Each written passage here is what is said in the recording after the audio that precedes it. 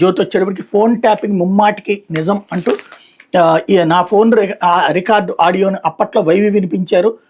కేటీఆర్ కేసీఆర్తో జగన్ కొన్న సంబంధం ముందు రక్త సంబంధం కూడా చిన్నబోయింది. చెల్లికి ఏమన్నా చేయనని ఘోరాలు చేసిన జగన్ నన్ను రాజకీయంగా ఆర్థికంగా ఎదగనివ్వకుండా కుట్రలు ఫోన్ ట్యాపింగ్ పై ప్రభుత్వాలు లోతుగా దర్యాప్తు చేయాలి, విచారణకు పిలిస్తే హాజరవుతా పీసీసీ అధ్యక్షురాలు షర్మిల అన్నటువంటి వార్తని హైలైట్ చేశారు.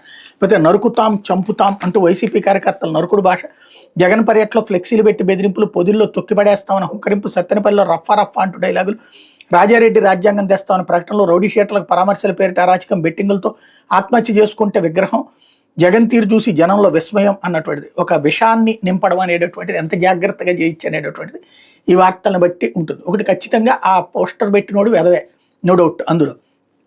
రెండవది, ఇదివరకు మీ అంతు చూస్తాము, లేకపోతే తలనరికి తీసుకురండి, తలనరికితే ₹1,00,00,000 ఇట్లాంటి అప్పుడు స్టేట్మెంట్లు వచ్చినాయి కదా, అప్పుడు అది హైలైట్ చేయాల, ఇప్పుడు హైలైట్ చేశారు. అది కార్యకర్త, ఇప్పుడు వాళ్ళైతే నాయకులు అయ్యారు కూడా అప్పుడు అట్లాంటి స్టేట్మెంట్లు ఇచ్చినటువంటి వాళ్ళు.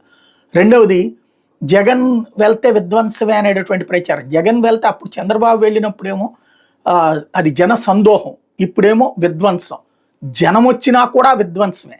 ఇలాంటి వక్రీకరణతో కూడినటువంటి వార్తలతో ప్రజల్ని దశాబ్దాలుగా మోసం చేస్తూనే ఉన్నారు. ఇప్పుడు పతాక స్థాయికి తీసుకెళ్లారు. లేకపోతే టెహ్రాన్పై నిప్పుల